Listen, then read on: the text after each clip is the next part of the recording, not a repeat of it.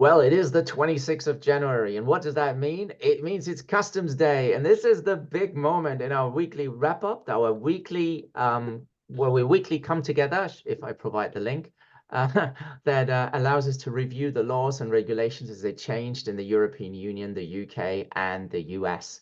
And so we do this every week. It's a free service, and we look at what changed.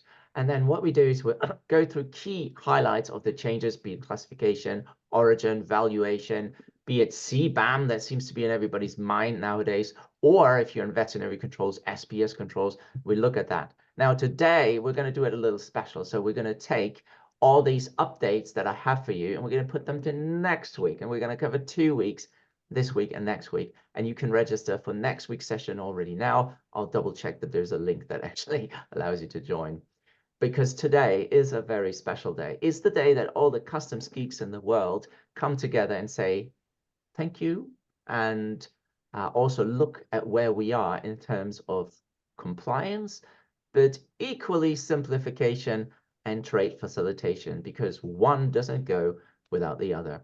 And the customs professionals, as well as the customs officers, and those working in customs, or just be fascinated by the international movements of goods, they come together today to celebrate International Customs Day. And so we look at ways that we can do this as well. And one of the best ways is to pass the floor to my colleagues from around the world that will share their excitement, experience, top tips, and ideas of where we are today and where we're going for tomorrow. Now, I'm speaking a lot at these online sessions here, so I am happy when I don't have to.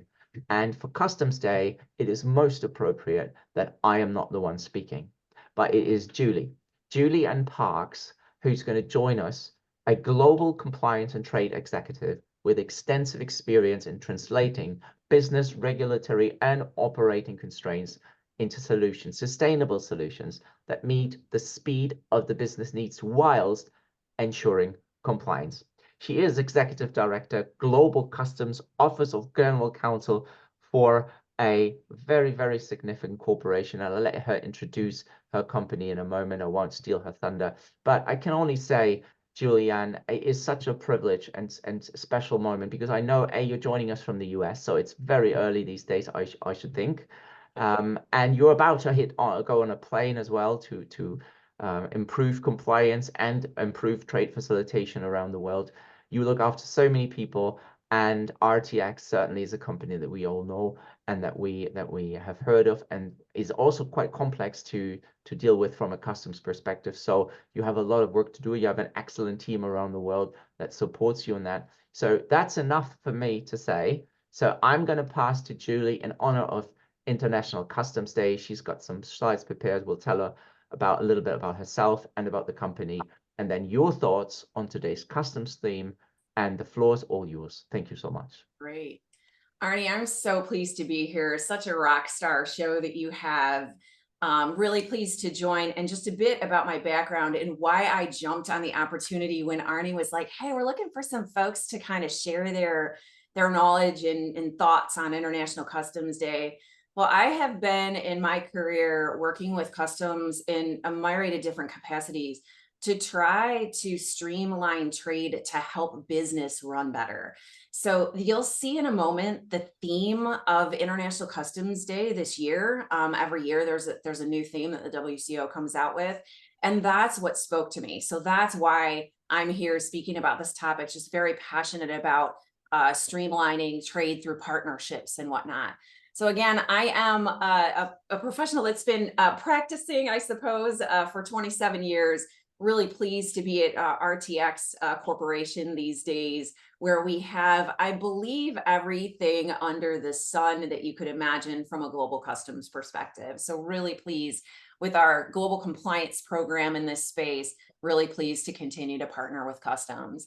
So let's get to celebrating International Customs Day. Let's do a little bit of history about what it is, right? So the World Customs Organization initiated this officially in 1983. This recognizes the importance of the role of customs officials in securing our borders. It takes place every January 26th because the inaugural session, which was the Customs Cooperation Council, was formed in 1952 with 17 founding members, is the date that meeting consistently initiated. So we remember, we nod at the history at the January 26th date, but know that this particular day was named in 1983. So just a moment on how should we celebrate? You guys have worked extensively with customs professionals. Let's thank them, acknowledge a job well done, celebrate their efforts, share some thanks for them, seeing it through the lens of your company, and kind of working to make things better. I also think that whatever we're going to do today, spread our great profession on social media. This is a profession that isn't well known, but it really does. When you do customs and you do export controls and you combine the two, you literally need to know how every part of a company runs without actually being a part of that function. So it's kind of an interesting I call it a diagonal profession, that then you have all these cool pieces that you can work with regard to advocacy, with regard to policy, with regard to operations, with regard to compliance, that kind of build on an incredible profession. So kind of hopping over to left-hand side, we can mentor folks, share your knowledge with somebody new to the profession. I'm sure all of our new kids on the block today are going to be like, why are you talking to me? But they really do enjoy hearing from us as professionals and help spreading the knowledge. Kind of ping-ponging over to the right-hand side to review. Spend a moment reading an existing or proposed regulation, celebrate yourself, spend some time researching a new trade topic, or I love the history associated with the WTO and WCO, all of the aspect of trade matters that come into play, and our great histories of all of our nations are really interesting to kind of read and review. And then the last piece, which is kind of my favorite, spending some quality time with some of your cool kids in the room, like y'all are, getting through and talking about some type of a contemporary border issue. So discuss a topic, think about ways that you can solve the problem in partnership with customs. But that all said, let's talk about the 2024 theme and really what kind of engaged me in this discussion. So the theme that the WCO came out with was customs engaging traditional and new partners with purpose. Let's think a minute about the different areas about how new partners are going to change the landscape of how we do business. So first, enforcement. Kind of an interesting piece that customs administrations are leveraging machine learning and artificial intelligence to partner with these companies and detect risk and target us, right? And the idea is to take that haystack that the officer needs to work in and narrow it down so that they can develop and ask interesting and different inquiries from different parties. Well, how does that impact us, right? So they're forging this new partnership. We need to be one step ahead, right? So what are they looking at? How do these algorithms work? And I will say, just from a US perspective, we are seeing this at a very fast clip, bleeding into the forced labor environment, where the government is trying to do detection of probability of forced labor in a component in your supply chain. And then they will ask questions of you so the idea is they will pull on, I call it unconventional importers to kind of ask questions. So something we need to be aware about. The second piece is near and dear to my heart. I've spent a lot of time on this topic. So coordinated border management. What does this mean? It really means one customs at the border. It is the intent to leverage the entirety of the government to streamline trade. So we should be transmitting our data set once. And if other agencies need to review it, have at it. It should be in government data, but then give us a single response back. And the idea is that customs in their function, from a government perspective, should be the ones that are harmonizing and amalgamating like the trade requirements for us so that we as companies don't need to make a multitude of different submissions to the government with the same use of data. So how do we think about this, right? So I know that Customs is partnering with other technology firms. They're also partnering internally with other government administrations to talk about their key care abouts. Now, why should we care about this? I think the interesting part is that when we talk about harmonizing this one US, one government at the border, you have to think about what risks are more pertinent than another risk. Is the bug more important coming into the country and destroying the forestry, or is the forced labor piece coming in more important? And you have to kind of develop strategies that go around that, because when the government starts pulling together all these regulations, it becomes quite overwhelming, the number of steps that go through. However, what we can also benefit from this is a streamlined way about how we should be thinking about food and drug, how we should be thinking about transportation, how we should be thinking about manifesting, right? And it develops more consistency of pattern that becomes more predictable to us. And then the last piece, I think, is where we're seeing these partners with a purpose is kind of, we do see partnership with Customs on the engagement that they provide.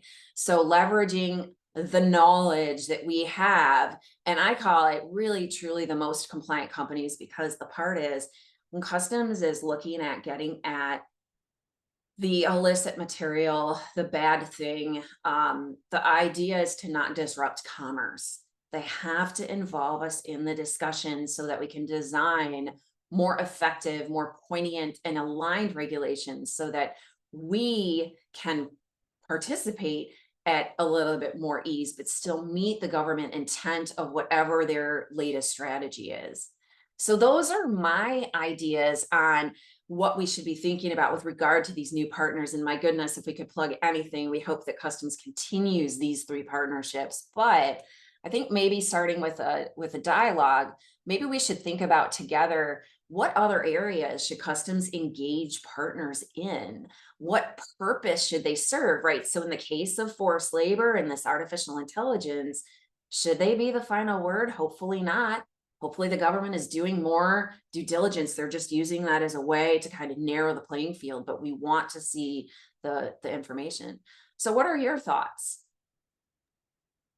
Well, that was very insightful. Thank you very much. That's it, right? These are your slides, and that's Yes. yes, fantastic. And what a great presentation that was. Thank you so much. We've got quite a few people that joined us now, and I want to take a moment to acknowledge Jason from DHL. Jason, I'm sure you have a lot of thoughts on this, so if you're happy to speak, you're very welcome to come on. Gaynor also is there, and Gaynor is a very important professional in this field, and also, of course, an ex-colleague of mine. So I am so thrilled and excited to have Gaynor on the call. Maybe if I may moderate, and then in the end, I'll have 2 questions if you don't mind, that I jotted down here. Gaynor, do you wanna ask a first question? Do you have one? I think one of the things that's really key to me at the moment and is the top of my list is that partnership with the government authorities for appropriate taxes at the appropriate time in the appropriate way, and that understanding, that the majority of businesses just want to do the right thing at the right time, and it's working with those businesses. So, things like these trust and check and AEO and CTPAT programs, seeing more benefit from those. I'd be keen to, see that develop further. What's your view on that, Julie? I love that idea of the partnership programs. And I think the idea is that when you do these partnership programs, you would get less scrutiny at the border. But I don't know that we're seeing that in all places. So I think that that's where the engagement needs to happen. To Gaynor's point, I think that we need to kind of force the government on.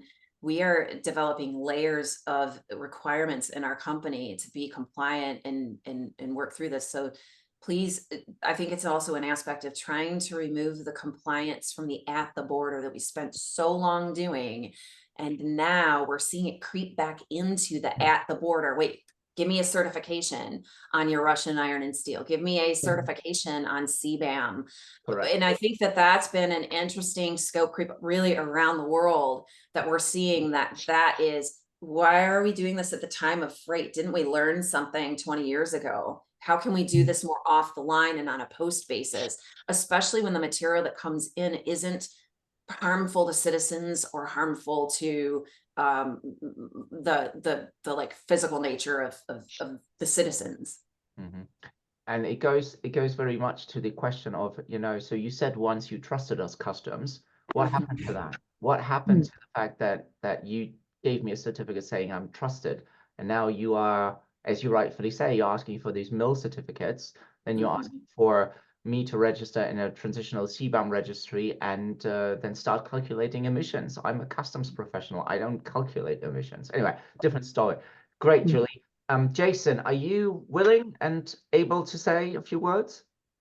Yeah, absolutely. You know, for us, you know, I've had the privilege of wearing 3 hats within the DHL group, both at the freight forwarding, the courier, and now my current role in supply chain. And you know, we at DHL absolutely fundamentally value the relationships we have with the customs authorities. And what I've particularly been seeing, you know, I've been involved. I was based in Africa for a number of years and moved across to the UK about 1.5 years ago. And one of the things I have noticed, particularly in Africa, is the more progressive approach customs is taking to engage in the private sector. There's more of a focus on relationship building. So in the past, they were revenue focused, they were isolated. These were the rules and these are what you had to follow. We're finding a lot more collaborative approaches, and I'm even finding the same in the UK and within Europe, where the authorities are engaging with us. So it speaks very nicely to the theme of this year's, you know, engaging partners and building new relationships. You know, for me, it's all about the relationship building and demonstrating how much progress the private sector has made towards customs compliance. So my role, it's driving that message home that we're not trying to evade the rules, we're not trying to, you know, get around and circumvent any of the rules. It's about how do we work and act as a trusted partner with the regulatory authorities, building that trust because it's good for the industry and facilitating trade. And it's a lofty, cliched expression we often bandy around, but it's an important part of the trade landscape. And I think we've seen the aggressive agenda that the EU, the UK particularly, has got over the next couple of years. It's going to keep us on our toes. And these collaborative partnerships help to mitigate the risk. It helps to sound out how the implementation of a new project is going to happen. One of the things I really appreciated in South Africa, for example, with the South African authorities, was that they used to consult the private sector and say, hey, we've got a new project we're rolling out. We want to do this type of pre-arrival risk assessment, but we want to test it out first. And they used to approach us a lot more frequently in the last number of years to say, let's test it out in a live environment so we can mitigate the impact to your business. Previously, the approach would have been, this is how it's going to be, take it or leave it. We're the authorities, you're the customer. You can't exactly take your business elsewhere now, can you? And so we're seeing a lot more collaborative partnerships. We value them certainly, and it's something we push for, that at an industry level, those relationships are essential in driving forward trade. We don't want to be seen as working against the authorities. And the greatest accolade I remember getting from one of the customs authorities was when they said that the courier industry used to be cowboys, they used to say. And 3 years later, we had worked at the relationship in terms of the industry level. And it was just great to hear a comment about 1.5 years ago where it said, no, a number of years ago, the courier industry was seen as cowboys, but it's incredible, they said, to see how well you've now partnered with us in addressing the concerns we had and how we can work together for a common good. And so I, for one, with this year, particularly with my team across the DHL group, I'm going to be pushing these relationship building exercises, meeting at least once a month with your regulatory authorities, engaging them and finding what their plans are and how their plans fit in with ours and how we can work together for, want of a better word, the greater good. Wonderful. Julie, do you want to respond to that? I just think that is the music to my ears. That's where we want everywhere. And I will say that it takes trust. I mean, that's the foundation layer, Jason, to your point. And I think that the more that the government will let us in to understand what the problem is that they see, the more we think like compliant companies. We don't necessarily think how you know, the circumvention piece and whatnot. And I know DHL has been in a lot of discussions to assist in, oh, you're seeing this. Oh, well, there's a way to solve the problem.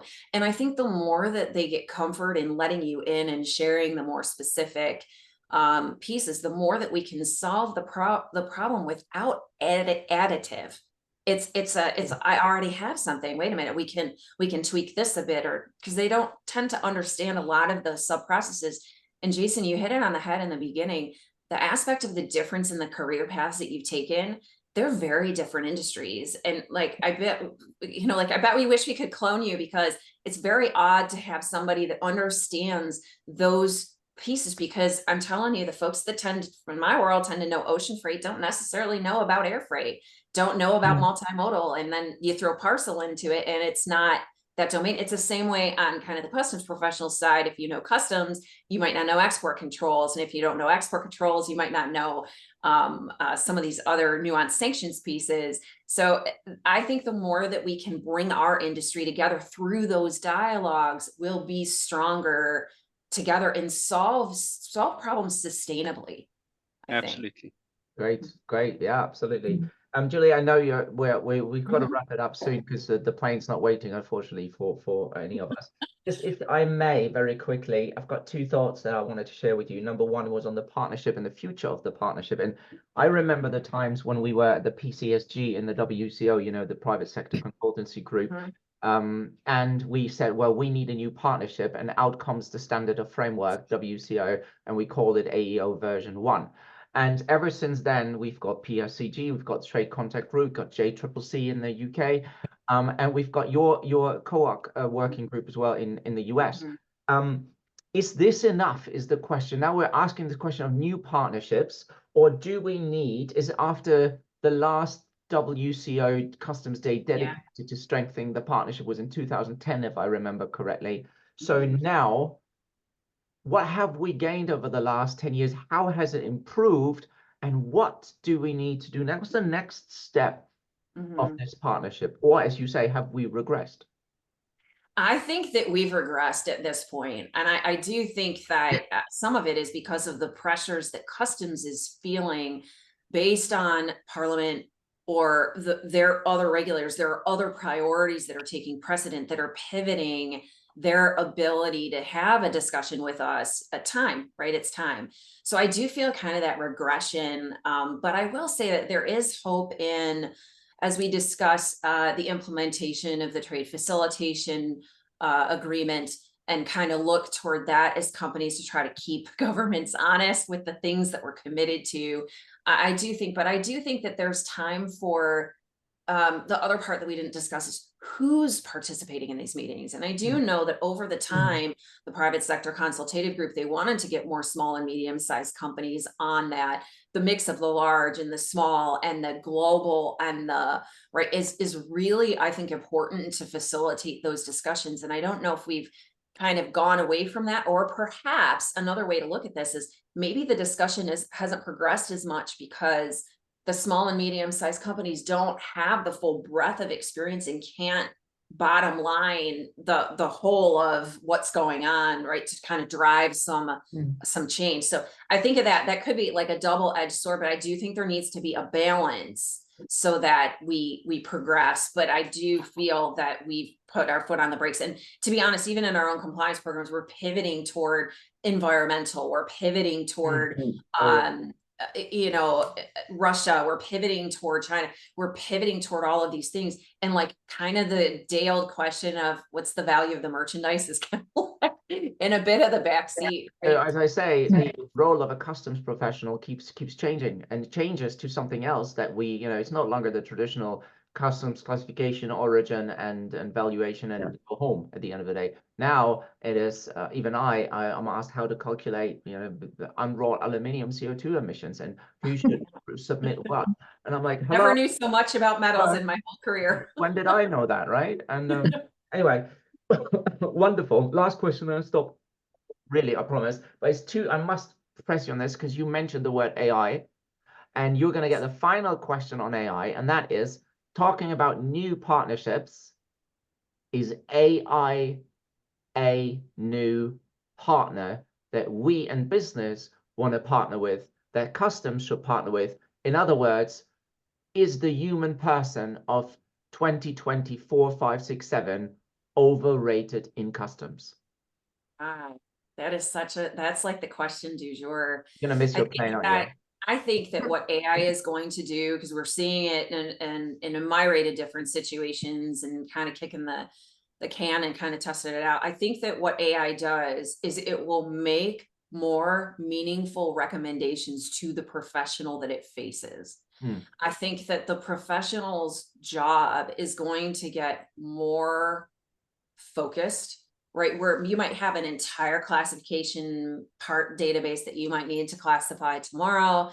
This might be focus on these things and validate those. So I do think the bucket of work, but I also think when we work through AI, just like I was warning on the government side, on the professional side, you have to make sure that you still have the expert in the loop setting it up, because the system will learn from its terribleness. It might be like, we call it training the baby, right? If you train the baby incorrectly, they grow up to have bad habits. And if you don't catch them and retrain, those kind of propagate and continue. So I think that I'm hopeful for the future that automation is a very strong, and it's always been a very strong partner.